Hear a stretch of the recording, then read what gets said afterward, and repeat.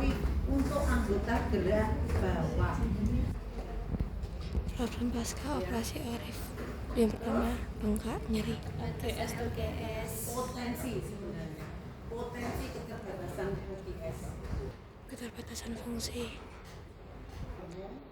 Dan Tensi semua DVT. pasien pasca Arif itu langsung fisioterapi. Pemeriksaannya adalah anamnesis. Lakukan. Ya. Kemudian ya kapan operasinya? Mestinya fisioterapis harus melihat RM. Ya daerah frakturnya mestinya dengan foto ronsen.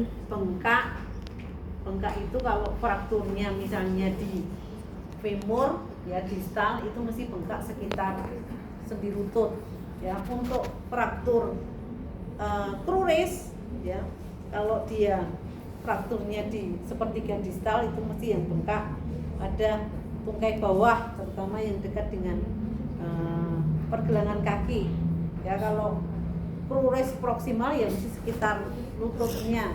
Jadi kita bisa mengira-ira atau menduga daerah yang bengkak itu mesti dekat dengan daerah fraktur ya. Kita melakukan pertama adalah mencegah deep vein thrombosis. Pasiennya kalau fraktur misalnya ini kruris ya, pasiennya bisa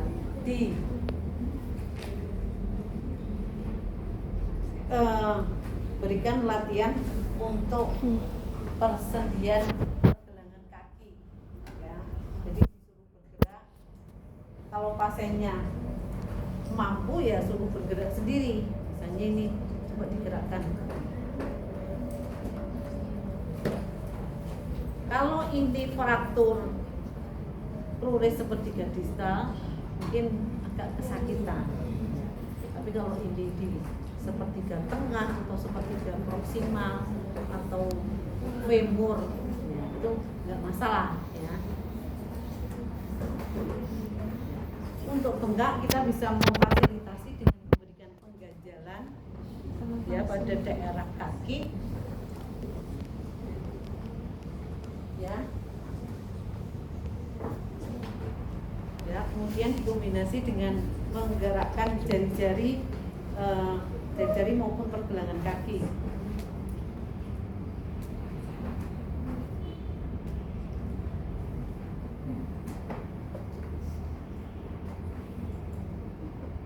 Ya. Kemudian untuk melatih transfer, pasien ini kan diam saja sakit, apalagi suruh bergerak.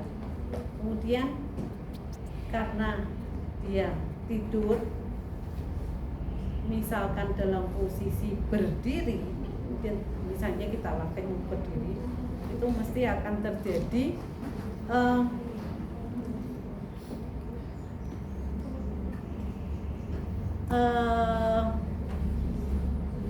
rasa berat, kemudian nyeri, lebih nyeri ya, terutama untuk peredaran darah yang di tungkai, sehingga pada saat dia berdiri itu mesti kadang-kadang kalau tidak kuat kan mesti, kalau orang Jawa bilang semerepet.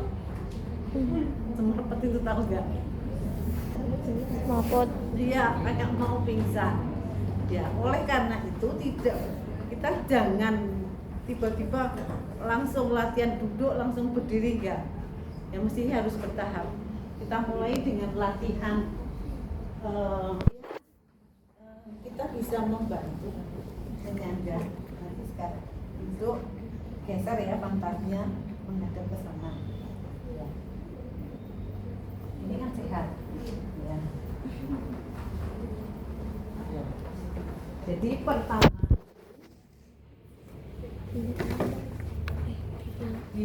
diganjel. Kalau pasiennya suruh langsung kakinya turun itu berat ya. Nah, itu digerakkan bisa seperti ini. Coba sekarang gerakan lututnya ya. pakai kaki yang ini. Ya, ini ditekuk dulu, ya. Ini, ya.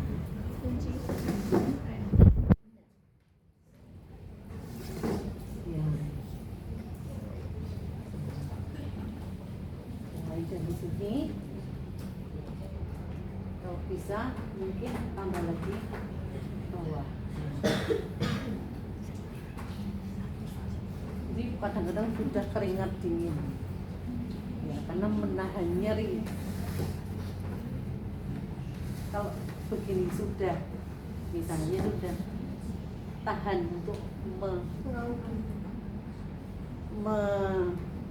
menekuk kakinya seperti ini, itu misalnya pasiennya sudah lebih tahan, bisa langsung kita latih untuk berdiri.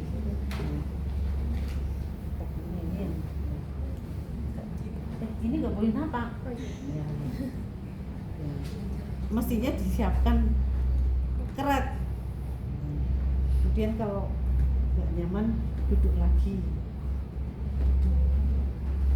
Kemudian dilatih untuk berjalan pakai keret. Mungkin dicontohi fisioterapisnya, ya, 3-point gait. Kemudian baru pasiennya melihat kalau sudah mencoba kemudian berjalan. Sebenarnya transfer ambulasi ini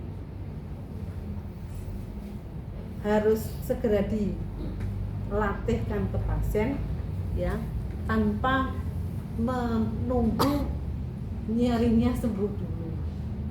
Ya, jadi kalau bisa kan hari kedua itu sudah pakai ini sehingga pasien bisa ke kamar mandi dengan sendiri dengan memakai keret. Ya, kemudian untuk selanjutnya bisa kita latih khusus untuk sendi-sendi yang mengalami keterbatasan gerak.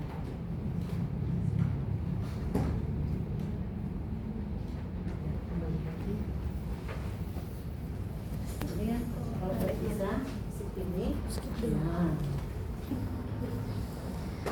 Melatih kekuatan otot. Tekuk lagi, ya. Nggak usah diangkat. Ya. Ini kan untuk quadricep, ya. Kemudian bisa ditambah dengan cara menggandulnya lebih tinggi. Ya, selain untuk kekuatan otot quadricep, juga menambah LGS-nya. Ya. Ya, nanti sampai ya. Misalnya seperti ini.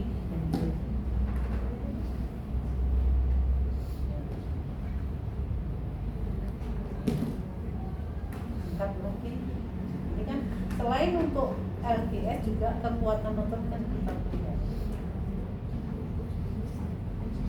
Biasanya pasien akan pulang setelah pasiennya sudah bisa ambulasi mandiri dengan alat bantu. Kemudian kira-kira hari ketiga keempat sudah pulang. Ya, jadi biasanya fisioterapis akan visit ke rumah.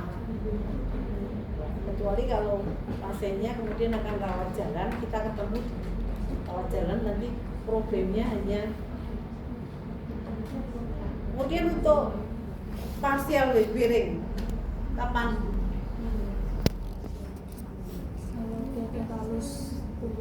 Ya, kalau indikatornya adalah kalusnya sudah tumbuh atau sudah terlihat di X foto. Tapi kalau tidak, ya kira-kira 4 minggu, terutama pada pasien-pasien yang bukan perokok, ya. Ya, kita mulai dari hal yang paling ringan, ya. Sebenarnya paling ringan itu hanya menaruh kaki yang fraktur, hanya menaruh di lantai, menempelkan. Cuman itu kan tidak gampang. Pasien itu kadang-kadang Takut. bisa memahami, ya, tapi kadang-kadang tidak. Ya. Kalau yang tidak memahami bisa aja kemudian ini malah justru ditekankan, atau dia nggak bisa, malah ya maunya gantung terus ya. Mestinya harus dengan cara apa, misalnya 15% partial weight bearing 15% ditimbang dulu berat badan pasiennya, kemudian kaki yang sakit 15% kali berat badan ketemu berapa, kaki yang sakit menumpu sebesar 15% tadi diinjakkan di timbangan injak, tekanannya seperti seberapa. Nah ini kan juga susah ya, kalau di timbangan injak kan bisa ketahuan ya, tapi kalau kemudian lepas dari timbangan injak kan bisa aja lebih dari 15% atau justru kurang dari 15% ya. Kemudian nanti semakin lama semakin ditambah penekanannya ya, 3 bulan sudah full menapak ya, kira-kira seperti itu. Tapi latihan menambah ini karena nyeri itu kadang-kadang sudah pasiennya sudah full tapi LGS-nya belum full, apalagi kalau pasiennya sing model nggak tahan sakit ya, atau model manja-manja